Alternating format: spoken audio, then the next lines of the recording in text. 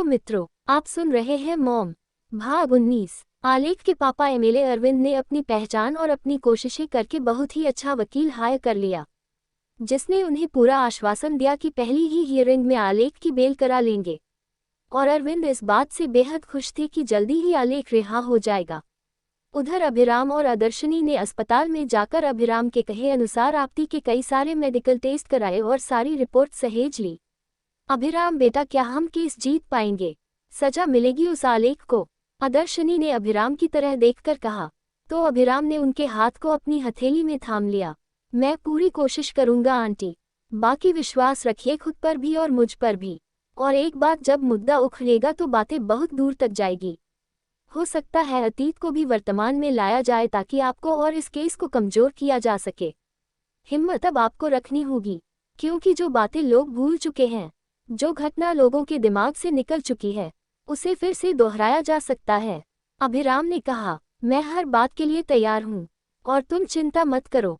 एक लड़की उस समय हार मानकर बैठ गई थी, पर आज एक माँ सामने खड़ी है और इस बार सामने कोई भी हो मैं सबको मुंह तोड़ जवाब दूंगी। और हाँ, इस बार मैं पीछे नहीं हटूंगी, सामने वाले को इस बार झुकना ही होगा। आदर्शनी ने मजबूती से कहा। ठीक है आंटी, फिर कुछ तैयारी आप ही कर लीजिए, अभिराम बोला तो आदर्शनी ने उसकी तरफ देखा। अभिराम उसे कुछ बातें समझाने लगा।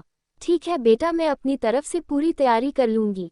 अब तक मैंने कभी अपने मुंह से कुछ भी नहीं कहा, पर अगर मुद्दा उठेगा और मेरी बेटी को गलत साबित किया जाएगा तो मैं पूरी दुनिया को बता दूंगी कि गलत कौन है और कैसे है। आदर्शनी का चेहरा कठोर हो गया। बस यही आपसे कहना चाहता था मैं आंटी। आप माँ हो और एक माँ कुछ भी कर सकती है। जब आप आपती को इस संसार में ला सकती हो, उसका पालन पोषण कर सकती हो, उसके लिए खड़ी हो सकती हो, तो आप उसके लिए सामने वाले से लड़ भी सकती हो। आपती को सही और आलेख को गलत भी साबित कर सकती हो। वैसे भी आपती सही है, उसकी सहमति नहीं थी। आलेख हर तरह से गलत है और ये घटना भी, फिर चाहे इसे इंसानियत की तरह से लिया जाए या कानून की नज़र से देखा जाए, पर गलत तो गलत होता है ना। अभिराम ने कहा, ठीक है बेटा, देखते हैं हियरिंग में क्या होता है, पर मैं चाहती हूँ कि आलेख को जमानत ना मिले। तैयारी मेरी इसी हिसाब से आंटी। आलेख कोई जमानत नहीं मिलेगी, बाकी का सामने वाले के पास क्या है मुझे अभी अंदाज नहीं है। अभिराम ने कहा, कोई बात नहीं, जो होगा देखा जाएगा, पर मुझे इस बात की खुशी है कि तुम हम लोगों के साथ हो। आदर्शनी ने हल्की मुस्कुराहट के साथ कहा, मैं हमेशा से आपके साथ था और हमेशा आपके साथ रहूंगा। और रही बात आपती की, तो उसकी तरफ से आप बेफिक्र रहिए।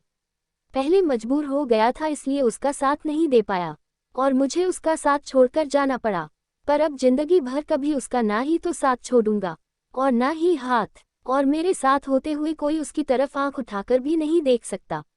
अभिराम बोला तो आदर्शनी ने प्यार से उसके सिर पर हाथ रख दिया। एक माँ के लिए इससे बड़ी बात और कोई हो ही नहीं सकती। हमेशा से इसी बात की फिक्र रहती थी कि जब मुझे कुछ हो जाएगा उसके बाद मेरी आपती की परवाह कौन करेगा, पर आज तुमने यह बात बोलकर मेरे मन का बोझ हल्का कर दिया। अब मुझे कोई भी फिक्र नहीं है, क्योंकि मैं जानती हूँ कि मैं रहूँ न रहूँ पर आपती तुम्हारे साथ सुरक्षित है, और कोई हो न हो पर उसका राम हमेशा उसके साथ रहेगा, और जिसके साथ राम हो उसका बुरा भला कैसे हो सकता है। आदर्शनी बोली तो अभिराम ने गहरी सांस ली और अंदर रूम में खिलौनों से खेलती आपती तरफ देखा, जो कि इन सबसे अनजान अपने खिलौने के साथ खेल रही थी और बीच बीच में फ्रूट्स खाते जा रही थी जो कि उसे मेड ने काट कर दे दिए थे। बस तुम यूं ही खुश रहो, यही मैं चाहता हूँ। हमेशा तुम्हें हंसते मुस्कुराते देखा है। हर गम से अनजान हो तुम, कुछ नहीं सोचती, कुछ नहीं समझती, और तुम्हारी मासूमियत हमेशा यूं ही बनी रहेगी, मैं वादा करता हूँ। और जिसने तुम्हारी मासूमियत को छीनने की कोशिश की है उसे बर्बाद ना कर दिया तो मेरा नाम भी अभिराम नहीं। अभिराम खुद से बोला और फिर थोड़ी देर आपती के पास बैठने के बाद अपने घर वापस निकल गया, क्योंकि उसे केस की तैयारी करनी थी।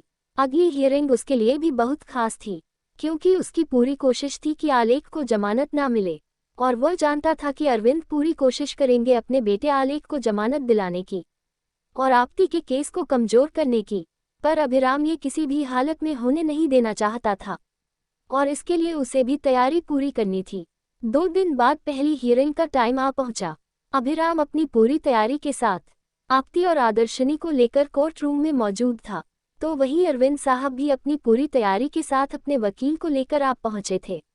पुलिस ऑफिसर ने आलेख और उसके साथियों को लाकर कटघरे में खड़ा कर दिया और उसी के साथ जज साहब को केस के बारे में पूरी जानकारी दे दी गई।